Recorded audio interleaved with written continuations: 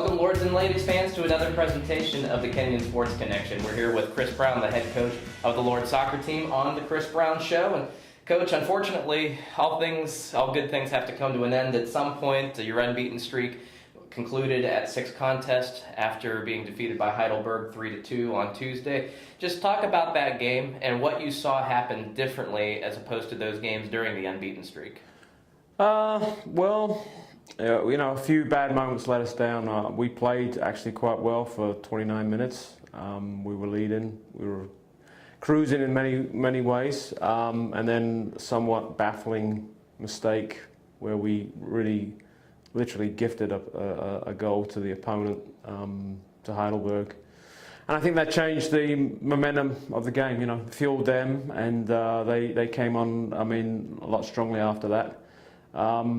Second half, two just mad moments of defending within a minute of each other. The first one was just a bad team defending moment, and then a poor moment of defending through the middle on the third goal.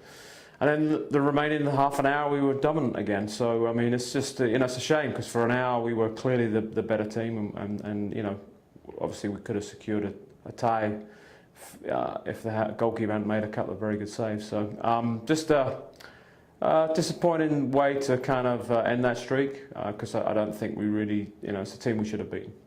Well, the good thing is that it happened in non-conference play, so it doesn't affect the NCAC record that you guys post right now. But your first test in North Coast Athletic Conference play was against DePauw University, nationally ranked at the time at number 9, and you took them to a 0-0 draw to double overtime. Considering that was the first conference test of the season, are there any good feelings about that result, and considering DePauw's quality? Oh yeah, absolutely. It's a tough place to go and play. They're, obviously, as you've hinted at, they're a good opponent, and it was a difficult way to open the NCAC conference schedule. We played well. We could have won it. It could have gone either way, to be honest. It was a very tight game. It ebbed and flowed. It was a windy day, so first half we had the better of that, probably towards the latter part of the first half. Second half they had the wind, and they were dominant for much of that half. Same in overtime. The wind really decided the flow of the game, particularly in the second of the 2 overtimes. We were really dominant and could have won. So it was we did have to change things around a little bit because of injuries and things, and the guys that we moved into different spots did a very good job, and the guys overall I thought played very well, and they showed a level of maturity that was somewhat surprising that we lacked a little bit on Tuesday, considering we exhibited I thought a real high level of maturity on the Saturday. So good opening start, difficult opponent, and hopefully we'll continue at the rest of the NCAC schedule.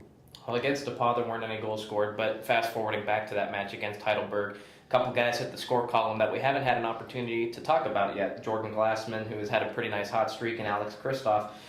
Again, just 2 guys that we haven't talked about yet, so I'm kind of giving you free rein to be able to talk about their special talents and what they've brought to the table as of late. Well, Jordan is another one of the freshman forwards, so we've got 3 freshman forwards that we really like, and Jordan, they're all slightly different. Tony is more of a technical kind of guy, Aaron sort of bigger target forward, and Jordan has got very mobile, works really hard, and has a nose for the goal. So as a freshman, I think he's really doing very well, and obviously we think he's going to have a very bright future. Alex, scored a couple of goals now, and actually, to be honest, the second half of the Heidelberg game, we thought we saw Alex playing at the level that we were hoping that we'd see in all of our games. He's a good player and just needs to believe in himself. At times he doesn't, but certainly the last half an hour he was really playing very, very well. Well, he'll certainly have a great opportunity in the last half of the season. We'll get to that in a second. But now for everybody's favorite segment on the coaches' shows that we post here on the Kenyon Sports Connection, the off-topic topic. And we started this yesterday with the Coach Monfiletto show. We'll transition it off to you, but we were talking about music. Many times when you go out to the field, you hear about what the players like to listen to. And so we want to give you the spotlight, find out what kind of musical taste you have. What do you listen to get amped up or even calm down? Well, my musical tastes are fairly eclectic. I like some 60s stuff, Who and Beatles, Rolling Stones, Small Faces, and then some of the Town Motown stuff. But I mean, my real favourite music, I think, is from the late 70s, early 80s, sort of alternative stuff from Britain and the US. And that's continued through to today, where I just, the alternative stuff is the stuff that I tend to enjoy. So the classic stuff like The Clash and The Jam and Sex Pistols, all that kind of stuff I really, really like. Who were you jamming to this morning when you were on your way to work? That's interesting. I was listening to the satellite radio, and I have it on the browser so I can see which artists come up. So I listened to a little bit of The Who, Thin Lizzy, Talking Heads, Squeeze, Dave Matthews Band.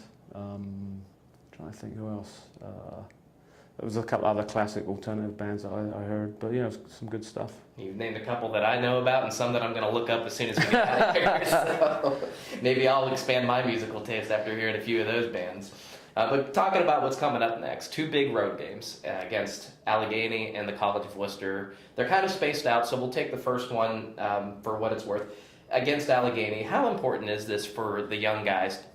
Taking a home loss, then hitting the road for an important conference game. How important is this one? It's a big game. It's a really big game. Allegheny are doing very well again this year. I would imagine, I mean, we haven't done the NCAA regional rankings yet. I'm on the national committee. But as of today, I think Allegheny would be in the regionally ranked in our region. So the game against them is very, very important, both from a conference standpoint and also from the sort of national playoffs kind of because it's a regionally ranked opponent game. So they're a tough team to play. They always hustle. They're well organised. They're well drilled. Playing them on turf at their place is always a little tricky. So we're going to have to be at the top of the game. So it's a very important game. Just kind of looking out onto the horizon for the rest of the season. You started the first half 7-3-1, which is a very promising mark through the first 11 games, especially considering DePauw was one of those opponents. But does that first half make you hopeful for the second half and what is to come? Yeah, I mean, we're a little disappointed. I mean, I think 7-3-1 is decent, as you said. We could have quite easily have been 8-2-1, possibly even 9-1-1. If you're 9-1-1, then obviously you really set yourself up for the latter part of the season. But the 7-3-1, we're still in the hunt. The last 8 games are the key ones, as you've kind of hinted at. So yeah, I think this promising start means we're optimistic for the final 8 games. We've got some tough games. We play most of the upper echelon of the conference on the road this year. It's just the way the schedule's worked out, so that's going to make it difficult. Allegheny on the road, OWU on the road. We've already played DePauw on the road. I mean, they're 3 of the top 4 teams in my book. So yeah, it's going to be very difficult. But when we won the conference in 2007, we beat OWU at OWU. We beat Allegheny at Allegheny. So it can be done, and this is a good group. So we'll see. Well, you talked about how you've already beat Allegheny on the road a couple of years ago. Talk about the keys to victory and what it's going to take from your squad to see that happen again this weekend. Well, the defending is going to have to be better.